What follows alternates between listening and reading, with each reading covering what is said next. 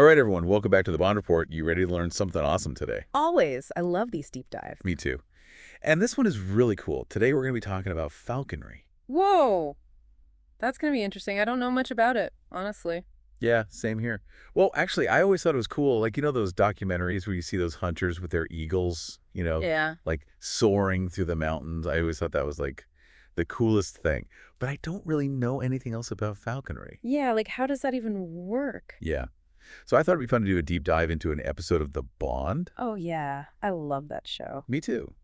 Jo Bond is such a great host. She makes learning about animals so fun. She does have a knack for it, that's for sure. So this episode features Gia from Adam's Falconry, and it's all about, the art of falconry and working with these amazing birds. But before we get ahead of ourselves, maybe we should just start with the basics. What exactly is falconry? Well, it's basically the ancient art of training birds of prey, raptors, to hunt in partnership with humans. Okay, so it's like a team effort. Exactly. It's a partnership that goes back thousands of years. Wow. So it's not just falcons then, right? Nope, not at all. It actually includes a whole bunch of different birds of prey, like hawks, eagles, owls. I've even heard of people using vultures. Is that right? Well, vultures are raptors, but they're not really used for hunting and falconry. Vultures are more like nature's cleanup crew. Oh, right. They're more into, like, the after party. Haha, exactly. But yeah, when it comes to falconry, we're mainly talking about birds that actively hunt live prey. Gotcha. So back to Gia. What really stood out to me was her background. She's got a degree in animal science and a ton of experience in wildlife rehabilitation.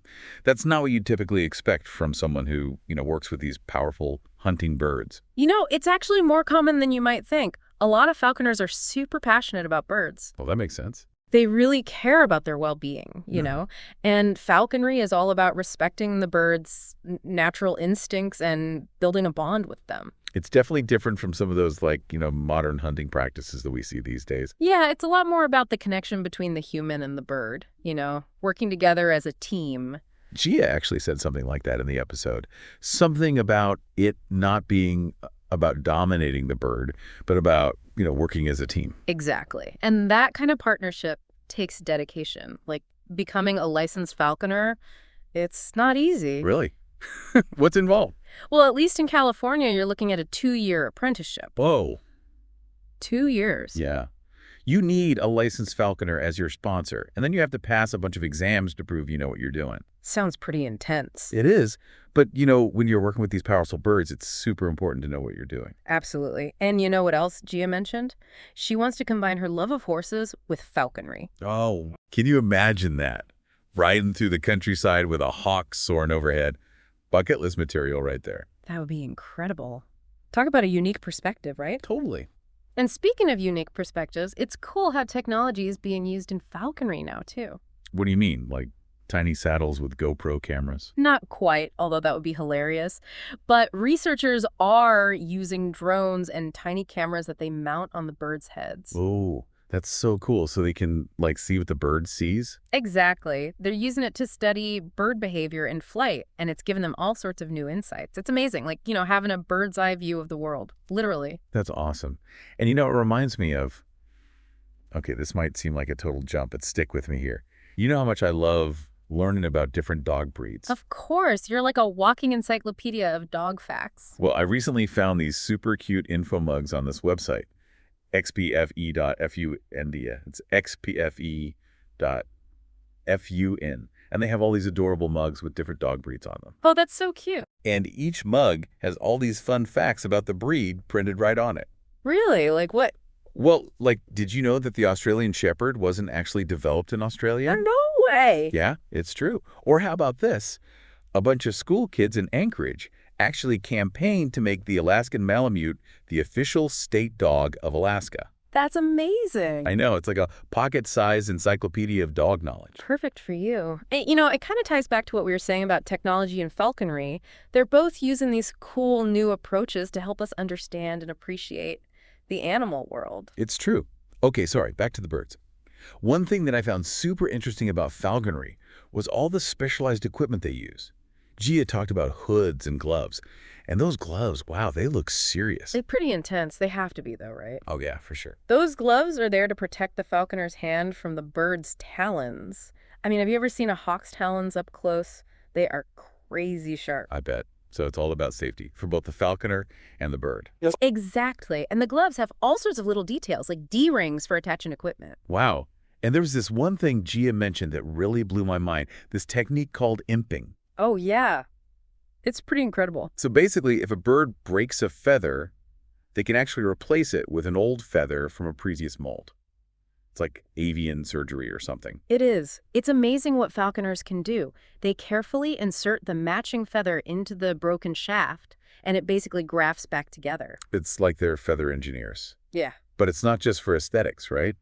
Gia mentioned they use it for rehabilitation, too. You got it. It helps injured birds regain their ability to fly. It's pretty amazing how they can give these birds a second chance. That's so cool. It really makes you think about how this ancient practice is still so relevant today. And not just for hunting either. Gia talked a lot about the ecological benefits of falconry, like using birds of prey for pest control instead of pesticides. Right. It's a natural and sustainable approach. Yeah. Got to be much better for the environment. It seems like a win-win for everyone involved. Totally. It helps maintain a healthy ecosystem, and it's way better than relying on harsh chemicals. It just makes sense. I'm really glad we decided to do this. I feel like I'm only just scratching the surface of this whole world of falconry. There's so much more to learn. You're telling me we haven't even touched upon the training or the different techniques they use for different birds or the bond that develops between a falconer and their bird. I know, right? And what about those high-tech cameras? I bet they're revealing all sorts of cool stuff about bird behavior. Oh, yeah, for sure. So much to talk about. And don't worry, we're just getting started. We've got a lot more ground to cover in this deep dive. Buckle up.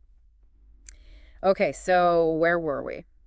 I think we were just about to really dig into the different kinds of falconry out there. Oh, right. Like, it's not just one thing, right? It's not like everybody does it the same way everywhere you go. Exactly.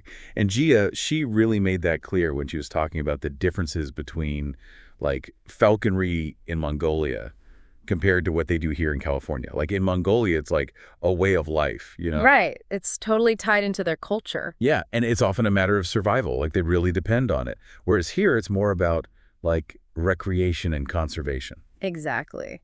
But even though the reasons for doing it might be different, that respect for the birds and that whole idea of partnership, that stays the same no matter where you go. It's really cool how something so ancient can adapt and change. You know? It is. It shows how strong that connection between humans and birds really is. And speaking of adapting, Gia also mentioned how certain birds are better suited for certain types of falconry, like Harris hawks, for example. They're really good for pest control. Oh, yeah, because they hunt in groups, right? Exactly. They're super cooperative hunters. So they're already kind of programmed for teamwork. Does that make them easier to train for falconry? Well, they definitely have a natural inclination for it. Like, Yeah. in the wild, they have this amazing strategy where different members of the group will take on specific roles during a hunt. Some flush out the prey, others ambush. Wow, it's like a coordinated attack. It is. And because they're already used to working together, that translates really well to falconry. That's awesome. So they're basically bringing those natural instincts to the partnership. Exactly. And that makes training them a little bit different. Oh, yeah. How so? Well, Gia really emphasized the importance of positive reinforcement and building that trust with the bird. Like, it's not about forcing them to do anything. It's more about working with their natural behaviors. Right. Understanding their body language and rewarding them when they do what you want. So it's a lot more about patience and observation. Yeah. It's a lot more nuanced than just giving commands. It's about creating a relationship where the bird feels safe and confident. And you know what? That kind of reminds me of what we were talking about earlier with those cameras they're putting on the birds' heads. Oh, yeah. How so? Well, I was thinking, those cameras must be giving researchers some incredible insights into how birds see the world and, like, how they communicate with each other. Oh, absolutely. We're learning so much about their behavior, their decision-making, and how they perceive their environment. Like, is it true that birds can see colors that we can't even imagine? It is.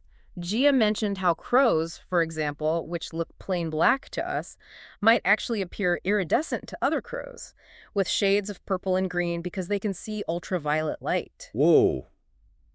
That's so cool. So they're seeing a whole other world of color that's totally invisible to us. I know, right? It's amazing. And it's not just crows either. Some raptors use UV vision to their advantage too. Like Harris hawks can actually track the urine trails of rodents, even in low light. Wait, seriously, how's that even possible? Well, rodent urine reflects UV light, so to a Harris hawk, it basically lights up like a beacon. It's like a superpower. That's incredible. Nature is so cool. It's funny, we were just talking about imping and how they can fix broken feathers, and now we're talking about ultraviolet vision. It is kind of a wild ride, isn't it? But that's what I love about falconry. It opens up this whole world of amazing adaptations and behaviors. It's like a crash course in avian biology. Exactly. And speaking of imping, I'm still amazed by how that actually works. Me too. Yeah. Can we talk more about that? Like, break it down a little. Yeah, sure. So remember how bird feathers have those hollow shafts, right? Well, falconers can take a matching feather from a previous molt and carefully insert it into the broken shaft. So they're basically like putting a splint on it. Sort of, but it's way more delicate than that. They have to make sure everything aligns perfectly so the feather can grow back properly. It sounds like it requires a lot of skill. It does. And Gia mentioned that it's not just used for, like, aesthetic purposes. Right. It can actually help injured birds fly again. Exactly. It's a really important tool for wildlife rehabilitators. So cool.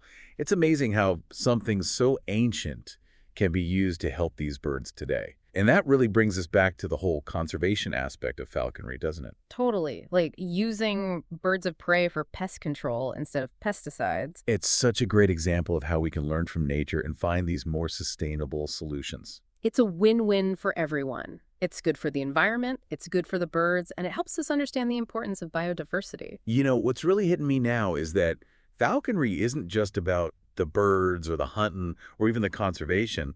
It's about this whole connection to nature, this realization that we're all part of something bigger. I totally agree. And it's a message that's more important than ever these days with all the challenges we're facing. Definitely. Falconry reminds us that we can work with nature, not against it.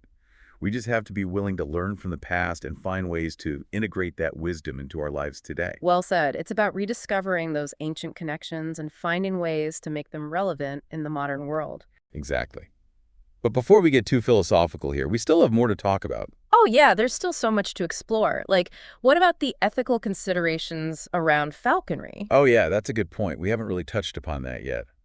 Are there, concerns about the welfare of the birds or the impact on wild populations? Those are definitely important questions, and we'll dig into those next. But for now, let's just take a minute to appreciate what we've learned so far. What's really struck me is the passion of people like Gia. Mm-hmm. They're not just falconers, they're educators, they're conservationists. They're true ambassadors for the birds. Exactly. Their enthusiasm is contagious. Totally agree. It's inspiring to see that level of dedication. I'm honestly feeling inspired myself. Like maybe I should volunteer at a wildlife rehab center or something. Now you're talking. You don't need a hawk on your arm to appreciate the beauty of nature. Really? But hey, if you ever decide to take up falconry, you know who to call for a sponsor. Deal. But first, let's finish up this deep dive. I'm really interested to hear your thoughts on those ethical considerations. You got it. Stay tuned, folks, because the Bond Report is just getting started. All right, welcome back to the Bond Report.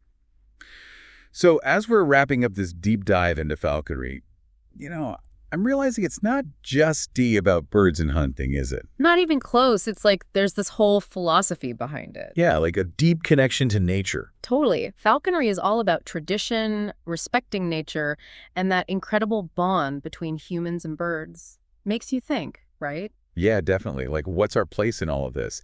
And, earlier you mentioned we should talk about the ethical side of falconry. Like, are there concerns about, how the birds are treated or like the impact on wild bird populations? Those are really important questions. And honestly, any responsible falconer is going to be thinking about those things all the time. Right, right. So, how do falconers make sure they're doing things ethically? Well, for one thing, there are strict rules and regulations in a lot of places. Like, you have to have a license to practice falconry. So it's not like just anyone can go out and grab a hawk and start training it. No, not at all. You have to be qualified. And those regulations cover a lot of stuff, like, where you get your birds from, how you train them, and making sure they have proper care and a good place to live. Oh, okay, that makes sense. And, Gia mentioned that a lot of falconers are really involved in conservation, too. Oh, yeah, absolutely. They play a huge role in keeping an eye on wild populations, rehabilitating injured birds. So they're actually helping to protect these birds. Exactly. They even do breeding programs to help boost populations of threatened species. It's really amazing work. I'm so glad we did this deep dive. It's really changed the way I think about falconry. It's not just a sport, it's like a way of life. Well said. That's what's so great about the bond. It really gets into those deeper aspects. And Gia was such a fantastic guest, so knowledgeable and passionate. She's a great ambassador for falconry. Definitely. Well, I think it's safe to say this deep dive was a success. We learned so much about falconry. Thanks to the bond and to Gia. For sure. And thanks to all of you for listening to the Bond Report. We hope you enjoyed this deep dive into the world of falconry. And remember, you don't need to have a hawk on your arm to appreciate the beauty of nature and the importance of respecting wildlife. Couldn't agree more. Until next time, keep exploring and learning. And as Joe Bond says, until we bond again. Until we bond again.